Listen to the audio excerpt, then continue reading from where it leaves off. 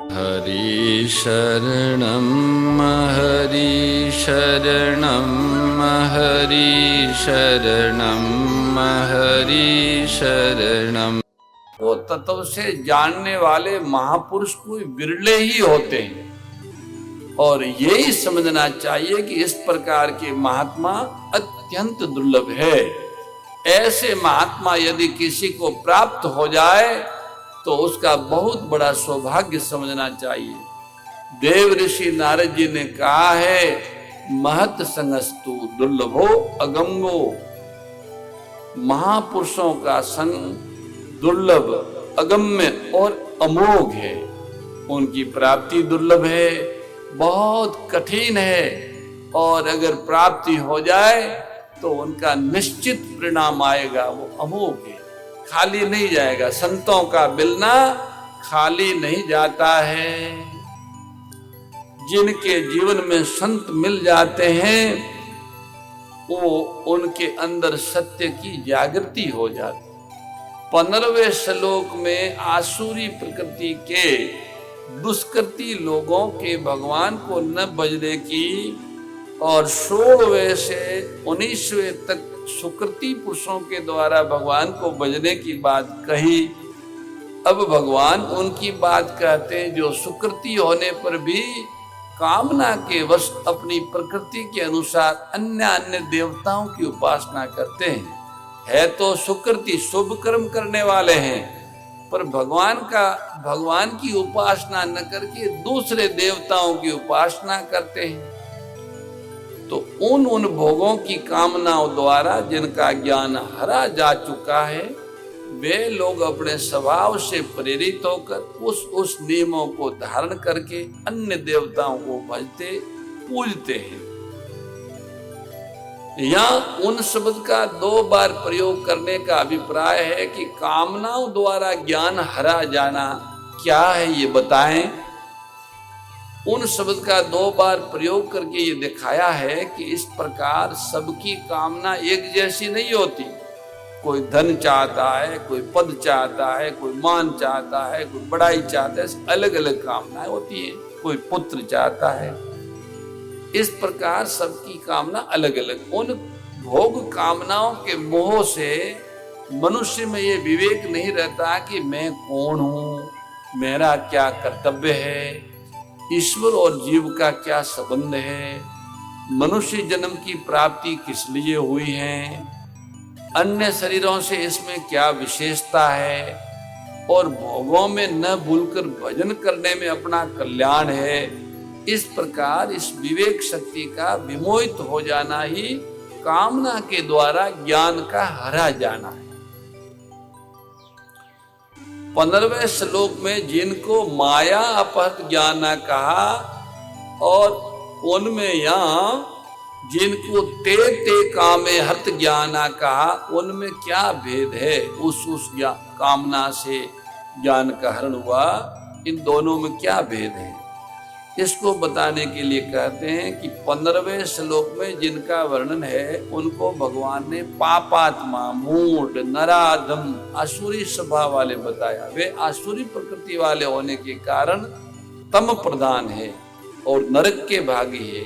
पर यहाँ भिन्न भिन्न कामनाओं से जिनका ज्ञान हरा गया है, वे देवताओं की पूजा करने वाले भक्त, श्रद्धालु एवं देवलोक के भागी है। रजो मिश्रित सात्विक माने गए, अत दोनों में बड़ा भारी अंतर है। एक तो आसुरी स्वभाव के लोग हैं और ये देवी स्वभाव के लोग हैं। अपना स्वभाव किसका वाचक है, उससे प्रेरित होना क्या है, इसे समझाने के लिए कहते हैं कि जन्म जन्मांतर में किए हुए कर्मों से संस्कारों का संचय होता है और उस संस्कार समूह से जो प्रकृति स्वभाव बढ़ता है, प्रकृति बढ़ती है, उसे स्वभाव कहा जाता है। स्वभाव प्रत्येक जीव का अलग अलग होता है। उस स्वभाव के अनुसार जो अंतःकरण में अलग अलग देवताओं का पूजन करने की अलग अलग इच्छा उत्पन्न होती है, उसी को उससे प्रेरित होना कहते हैं। उस नियमों को धारण करके अन्य देवताओं का भजन क्या है, सूर्य, चंद्रमा, अग्नि, इंद्र, मरुत, यमराज, वरुण आदि शास्त्रोक्त देवताओं को भगवान से अलग समझकर जिस देवता की जिस उद्देश्य से की जाने वाली उपासना में जप, ध्यान, पूजन, नमस्कार, न्यास, हवन, व्रत, उपवास आदि जो जो नियम है, उन नियमों को धारण करके बड़ी सावधानी के साथ उनका भली भांति पालन करते हुए उन देवताओं की आराधना करना, उस नियम को धारण करके उन देवताओं को भजना है। कामना और इष्ट देव की भिन्नता के अनुसार पूजा आदि के नियमों में भी भेद होता है, इसलिए उस शब्द का 2 बार प्रयोग किया है। साथ ही एक बात और भी है, भगवान से अलग मानकर उनकी पूजा करने से वो अन्य देवता की पूजा होती है। यदि देवताओं को भगवान का स्वरूप समझकर भगवान की आज्ञा अनुसार निष्काम भाव से भगवत प्रीत्यर्थ उनकी पूजा की जाए तो वह अन्य देवताओं की न होकर भगवान की ही पूजा होती है। सर्वदेवम नमस्कारम केशवम प्रतिगच्छति, और उसका फल भी भगवत प्राप्ति हो जाता है। मोर मुकुट बंसी वाले की जय, गौ माता की जय। हे मेरे नाथ, आप अपनी सुधामयी सर्व समृद्ध पतित पावनी अहेतु की कृपा से मानव मात्र को विवेक का आदर तथा बल का सदुपयोग करने का सामर्थ्य प्रदान करें एवं हे करुणा सागर, आप अपनी अपार करुणा से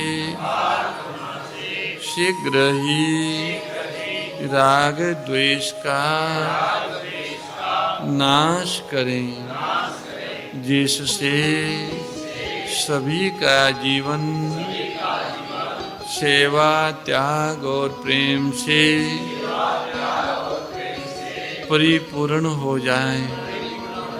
ओम आनंद, ओम परमानंद, ओम सच्चिदानंद। नारायण नारायण नारायण। जय गो माता, जय गोपाल।